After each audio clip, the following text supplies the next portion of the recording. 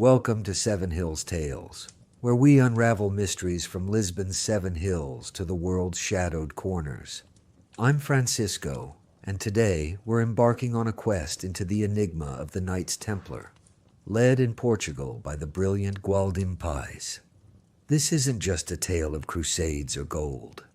It's about a mastermind who defied a collapsing order, preserving its secrets in Portugal's heart. Were they guarding holy relics like the Ark of the Covenant, the Holy Grail, or even cosmic artifacts? Settle by the fire, and let's dive into this labyrinth of faith, power, and whispers from the stars, with suspense and a sly wink. It's 1119, the Holy Land, fresh from the First Crusade's chaos. Jerusalem's won, but pilgrims trek dangerous roads, prey to bandits.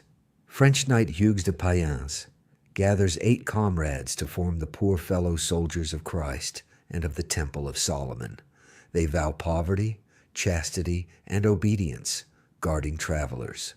The Pope grants them the Temple Mount, Al-Aqsa Mosque, once Solomon's temple. Whispers spread. They're not just protecting pilgrims. They're digging beneath, seeking relics.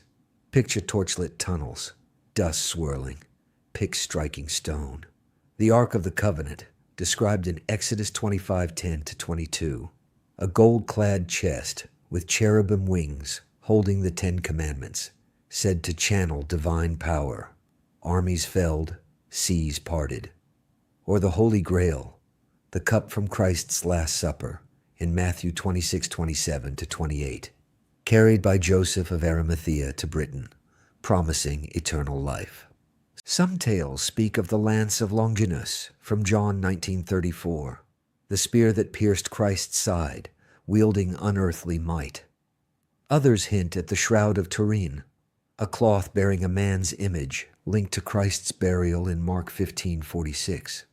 Were these relics humming with divine energy or something extraterrestrial etched in ancient texts found below?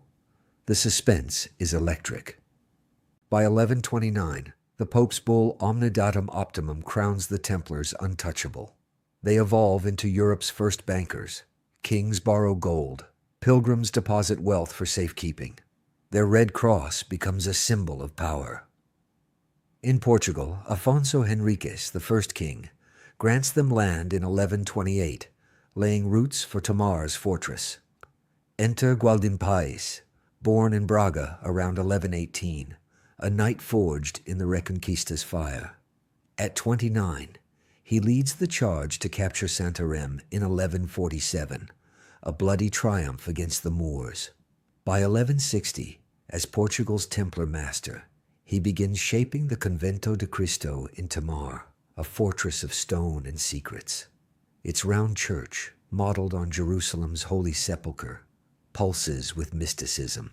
Picture Gualdim, white cloak, red cross gleaming, poring over maps by candlelight. Was he hiding the Ark, its biblical power to level mountains?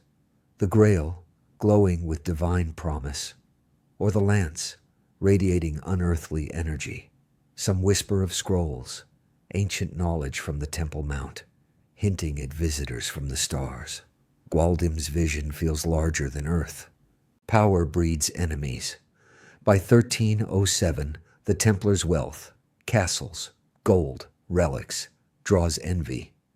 France's King Philip IV, crushed by debts to the order, accuses them of heresy, spitting on crosses, worshipping a mysterious idol, perhaps the shroud or a star-born relic. The Inquisition descends, chains, torture, pyres. In 1314, Grandmaster Jacques de Molay burns at the stake in Paris. His final words a curse on Philip and Pope Clement V. Eerily, both die within a year, Philip in a hunting accident, Clement of illness. A Templar hex or cosmic justice? The humor's grim, debts settled in flames. In 1312, Clement's bull Vox in Excelso dissolves the order, seizing assets across Europe. But Portugal's story diverges, thanks to one man's cunning. Gualdim Pais, Portugal's Templar master, isn't caught off guard. Decades earlier, he foresaw the order's peril. With King Afonso Henriques, a shrewd ally, he crafts a plan to outwit the Pope and Europe's kings. Instead of resisting, Gualdim transfers Templar assets, lands, gold, castles like Tomar, to the Portuguese crown, but with a condition: they must fund a new order to carry the Templar spirit. In 1319, Dinis creates the Order of Christ, sanctioned by Pope John XXIV. It inherits the Templars' wealth, knights, and mission. Picture the audacity. While Europe burns Templars, Gualdim, Afonso Henriques, and Dinis pull off a medieval heist, preserving a legacy with a sly grin. Tomar's Convento de Cristo thrives, its manualine windows carved with ropes, anchors, and crosses, hinting at voyages yet to come. Did Gualdim hide the Ark, Grail, or Lance in its vaults, their biblical power fueling Portugal's future? Or something stranger, scrolls of cosmic origin? The Order of Christ becomes Portugal's heartbeat. By 1415, Prince Henry the Navigator, linked to the Order, launches the Age of Discoveries from Tomar. Vasco da Gama's 1498 voyage to India sails under the Order's Red Cross, a direct heir to the Templar banner. Columbus, some say a Templar descendant, carries their legacy across oceans. What powered their uncanny navigation? The Ark, its divine might from Exodus guiding ships. The Grail, promising eternal favor. The Lance, piercing the veil of the unknown. Or ancient texts found beneath the Temple Mount, detailing star maps or extraterrestrial guides. Theorists claim the Templars' Red Cross was a cosmic sigil, their knowledge beyond human. Tomar's Convento, built in 1160, hides secrets. In the 19th century, workers uncover sealed tunnels, vaults for relics or traps for intruders. The church seals them, fueling whispers. Did Gualdim conceal the shroud, its image a divine or alien imprint? Gualdim Pais turned crisis into triumph, his cunning saving the Templar spirit in Portugal. Was he a holy warrior, guarding biblical relics like the Ark, Grail, or Lance, or a keeper of cosmic secrets, his red cross a signal to the stars? Tomar stands as his monument, its vaults whispering of treasures, divine, earthly, or otherworldly. Thanks for joining me by the fire for Seven Hills Tales. If this quest lit a spark, subscribe, like, and ring the bell for more mysteries from Lisbon to the cosmos. What did Gualdim hide? Holy relics or alien clues? Share your theory below.